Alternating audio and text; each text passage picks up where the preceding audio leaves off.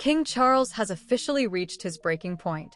Whispers inside the palace have now exploded into a full-blown crisis, one so volatile, so damning, that insiders are calling it the biggest royal emergency since the abdication. The reason? A series of leaked audio tapes allegedly exposing Meghan Markle in what may be her most shocking scandal yet. These aren't vague allegations. These are direct recordings. In them, Meghan is allegedly heard discussing the inner workings of royal charity finances, not in the spirit of goodwill, but as a stepping stone for personal gain. The tone is cold. The words are calculated. And the implications? Catastrophic. One phrase alone is reportedly causing panic across Buckingham Palace. And I said, that's really nice. And then the next call was like, he's British. And I said, well, that's really nice. And then eventually the third time around it was like, he's a prince. And Harry asked for her hand over the phone. And I said, you're a gentleman. Promise me you'll never raise your hand against my daughter, and of course I give you my... The whole Meghan Markle situation has been getting out of control, not just over at Netflix, but also at other studios ever since she posted that viral video, that pregnancy video. If we're smart about this, it funds everything else we want to build. What exactly was Meghan building? According to sources, it wasn't a legacy of service. It was an empire of influence, constructed off the back of donations tied to the crown. And that revelation? It's not just controversial. It's royal betrayal. With millions potentially funneled through charitable channels into Meghan's private brand ambitions, the line between goodwill and grift has allegedly been blurred beyond recognition. King Charles, known for his patience and diplomacy, has dropped both. He's calling for an emergency hearing inside palace walls. That really backfired not just on whatever was left of her image, or even, of course, what she actually likes to pretend herself as some form of an actress, as some kind of a personality, whatever it may be. She spreads her legs, she hikes her dress, she circles her genitals. The people who are running this thing she's doing said to her that they would like her mother to be there too, and she said, no, absolutely not. One that insiders say could determine the future of Meghan's role in the royal family, if she even has one left. The monarchy prides itself on dignity, trust, and duty. And now, one woman's voice, echoing through a series of bombshell recordings, threatens to destroy all of that. This isn't just scandal, it's royal warfare. And the battlefield is charity. The tapes are real. They're circulating online with millions of views already, and every hour brings new uploads, reactions, and breakdowns. Allegedly recorded by a former charity associate. They said, well, can she do something with you? You can do something together. Absolutely not. She was absolutely furious. Harry and Meghan are the problem. And while we're going to go over all the people that they've hired, just as a great reminder, the couple have hired plenty of professionals before. People at high levels who have worked for Bill Gates, Patagonia, all these sorts of things. And yet none of them have been successful. The common denominator in everything here is Harry and Meghan. The audio is devastating in its detail and unmistakable in tone. The voice on the recordings, believed by many experts to be Meghan's, discusses fund redirection, messaging control, and monetizing the goodwill. One clip in particular is igniting outrage. Meghan reportedly says, if we tie in the foundation work with media output and partner rollouts, we can scale both at once. Another snippet allegedly features her suggesting ways to frame charitable engagements in a way that would generate branded content, cross-promoting charitable appearances with her personal projects. The phrases used aren't the kind you'd expect from someone leading a cause. Words like conversion funnel. The Duchess of Sussex talks publicly for the very first time about her father and her half-sister, Samantha Markle. She tells Oprah how she felt when she found out her dad was working with the tabloids. Once they did, I remember being told there was a huge headline like, we found him or we've got him. You're talking about someone's father. And from that point, the tabloids, they moved into the apartment next door and across from him. We already know that Meghan Markle is desperately clinging to whatever opportunity arises to stay in the limelight, to stay in the spotlight as, of course, a so-called actress. That's basically what she's trying to do. Visibility leverage and optic strategy aren't about changing lives, they're about controlling narratives. In one especially pointed moment, she allegedly laughs when discussing how donor engagement can be spun into exclusivity. But this isn't just about tone, it's about substance. The tapes allegedly include exact figures, references to specific donation amounts, and even coordination timelines for media releases to coincide with charity events. It reads less like a royal mission and more like a startup pitch. Experts who've reviewed the tapes say there's little ambiguity. But they made a big fuss. So she said, all right, well, I noticed and others noticed that her mother didn't look happy being there. She did come, but she did look a bit fed up and cross. We'll see King Charles do this because I don't think that he likes the fact that he's been accused of racism towards his grandchildren. Wanting to exploit their royal titles, I think it stinks. And I think what King Charles should do, he should just strip them of the titles. This was a strategy meeting, not a service one. And if the palace was caught off guard, they're not showing it publicly. But behind closed doors, the reaction was immediate and furious. Audio forensic specialists have already been called in, according to sources, and legal analysts are reportedly combing through the content to determine whether there were breaches of trust, ethics, or, worse, law. What started as whispered rumors has now become documented proof. And the only question left is, what happens next? When the tapes finally landed on King Charles's desk, so much fun. You and I are so similar. You and I. With your guests, when was the last time you were surprised and delighted? Last night, and also this morning, but last night when I went back to my hotel, and then you'd put your thumbprint in, which is what makes it a fun group activity, and you could fill it with jam, you could do chocolate, anything you like, of course. Did it feel like betrayal when you found out your father was working with the tabloids? I'm just trying to decide if I'm comfortable even talking about that. The reaction was swift and severe. According to multiple palace insiders, the king's demeanor shifted from shock to anger in a matter of moments. He reportedly summoned his most senior advisors to Clarence House within the hour. Their objective? Crisis control. Sources describe what happened next as unprecedented. A secure room was booked. Legal counsel was brought in. Public relations specialists were instructed to prepare for the worst. Now, we already know that many studios are beginning to really find her very repulsive based on her behavior, not just in the public eye, but also within Netflix, alright?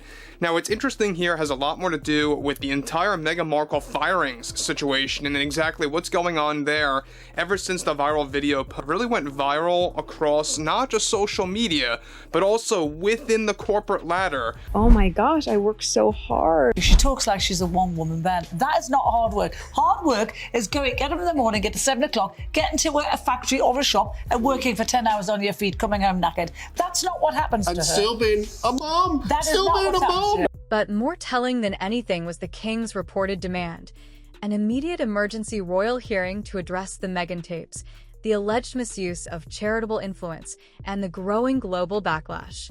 One high-ranking insider claims King Charles slammed his hand against the table, fuming over how personal ambition was hidden beneath a cloak of nobility. It's a level of fury rarely seen from a monarch who has spent decades crafting his public image around calm, reasoned leadership. But this was betrayal. Charles's core concern wasn't just the content of the recordings, it was the long-term stain on the monarchy's legacy. Charity is one of the crown's most sacred duties. To have it allegedly exploited for personal gain by someone carrying royal titles is, as one aide put it, nothing short of institutional sabotage.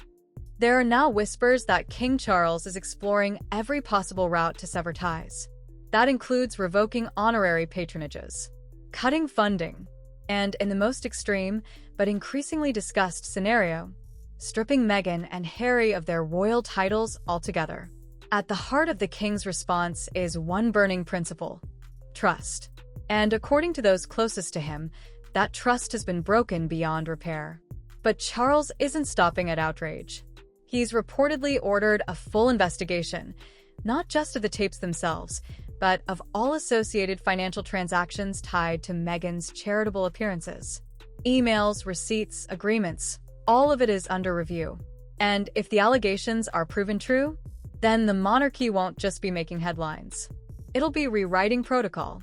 Enter the audit. The part Meghan allegedly didn't see coming. When the initial shock of the audio tape settled, investigators turned their focus to the numbers. And that's where the story starts to look even worse. According to palace sources tied to royal finances, an internal review of Archewell's financial activities raised immediate red flags. But the real blow came when external auditors, allegedly hired in secret by a senior royal advisor, began tracing donation pathways. The numbers didn't lie. They screamed. Tens of thousands of pounds, possibly more, were allegedly funneled through shell LLCs and marketing firms with links to Meghan's personal media ventures. These weren't minor overlaps or clerical mix-ups.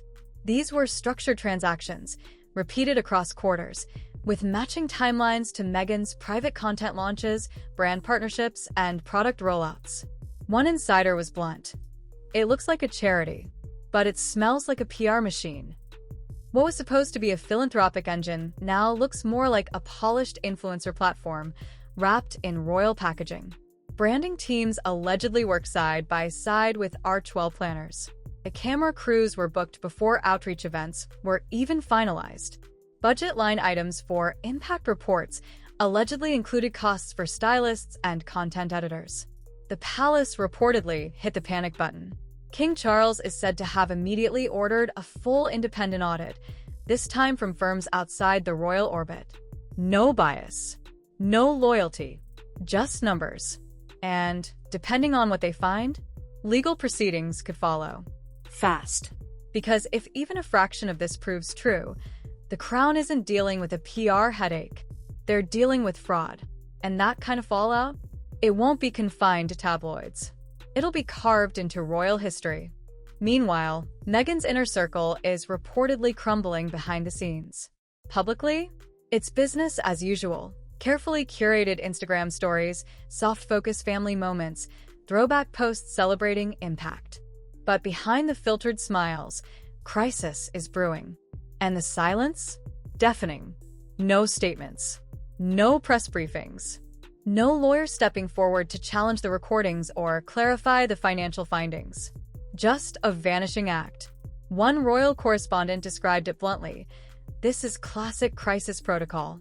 You lay low, curate normalcy, and wait for the storm to pass. But this storm? It's getting louder. Multiple PR agencies have allegedly been approached for emergency image repair, but few are biting. One top-tier firm reportedly rejected Meghan's team outright, citing irreparable brand damage and conflict with existing clients. Another insider from a major LA publicity house said, "Nobody wants to be the face of this cleanup." Even allies are falling quiet. Influencers who once championed her causes are now distancing themselves. Past collaborators are scrubbing mentions. Talk show hosts are shifting topics. And Meghan? She's walking a tightrope with no net. Every day she stays silent. The headlines grow more brutal. Every staged post draws more suspicion. Crisis control requires trust. But Meghan's team is learning something harsh. You can't spin a scandal when no one believes you anymore. Meanwhile, Meghan has kept quiet. Too quiet. Not a single statement, no social media clarifications, not even a conveniently timed photo op with Harry to quell the rumors. And that's exactly what has everyone talking. Because when the noise is this loud, silence speaks volumes. Instead, she's been showing up in curated moments at charity events, podcasts, or business functions, each one tightly controlled. Smiling, posing, saying just enough to appear composed, but never addressing the elephant in the room, the marriage. And experts are watching closely. Body language analysts are dissecting every second of footage. They've pointed out clenched fists, crossed arms, rigid posture. Her smile? Described as forced. Her voice? Sharper than usual. The verdict? Meghan isn't relaxed, she's bracing. Insiders suggest that this silence isn't serenity, it's strategy. A carefully executed media freeze. Because once she speaks on the record, the narrative shifts. And right now, Meghan's team may believe the best defense is no reaction at all. But there's a limit. Former staffers, already frustrated by how the Sussex story has been spun, are allegedly starting to speak out. And what they're sharing could derail every calm, curated moment Meghan has tried to present. But the real dagger didn't come from outside. It came from within. Former staffers, some tied to Archewell, others from Meghan's time in the palace, have reportedly begun breaking ranks. Anonymous tips, background confirmations, confidential emails, and most damning of all, quiet acknowledgement that the voice in the tapes really is hers. 2 ex-Archewell employees allegedly contacted British media to confirm details from the audio. They described meetings where budgets were blurred, where media strategy took precedence over actual community impact, and where reports were rewritten to emphasize Meghan's role. One even claimed it was all about optics. Do we look generous? Do we look powerful? That was the goal. Not the people. Not the projects. Another said they were asked to sign non-disclosure agreements, only to later realize the real purpose wasn't to protect privacy, it was to hide patterns. And then came the quote that's now ricocheting across tabloids. She was obsessed with appearance, not impact. Former palace advisors are echoing the same sentiment. They say Meghan's team was more concerned with lighting than logistics, that meetings were held to choreograph camera angles, not to solve problems, that even heartfelt initiatives had media rollouts scheduled before any aid was delivered. And if those staffers continue stepping forward, especially on record, then no spin, no silence, and no staged photo can undo what's coming next. Because when the people behind the curtain start talking, the whole show collapses. While King Charles strategizes, William and Kate are allegedly furious. Sources say the couple had warned Harry years ago about outsourcing royalty for personal gain. Now they see it happening on tape. Kate, who has remained diplomatic publicly, is rumored to be urging Charles to strip Meghan and Harry of all remaining titles. William, for his part, allegedly told aides that this scandal proves they never left the monarchy. They just exploited it from the outside. And in a family that thrives on quiet power plays, those words carry serious weight. Lawyers are circling. Experts say if the money trail proves even partially true, Meghan could face serious legal pressure, not just in the UK, but in the US. Misuse of nonprofit funds, even for image building, carries penalties. And with the IRS reportedly flagged, federal authorities could be pulled in next. There's also speculation about class action suits from donors, especially if contributors feel misled about how their funds were used. It's not just a royal mess, it could be a courtroom disaster. The tapes are just the beginning. If King Charles moves forward with emergency proceedings, we could see hearings, public disclosures, and a full-scale purge of royal connections. Meghan's empire, from media deals to book contracts, could evaporate overnight. And Harry? He'll have to choose between legacy and loyalty. But one thing's clear. The crown is under siege. And this time, it's coming from within.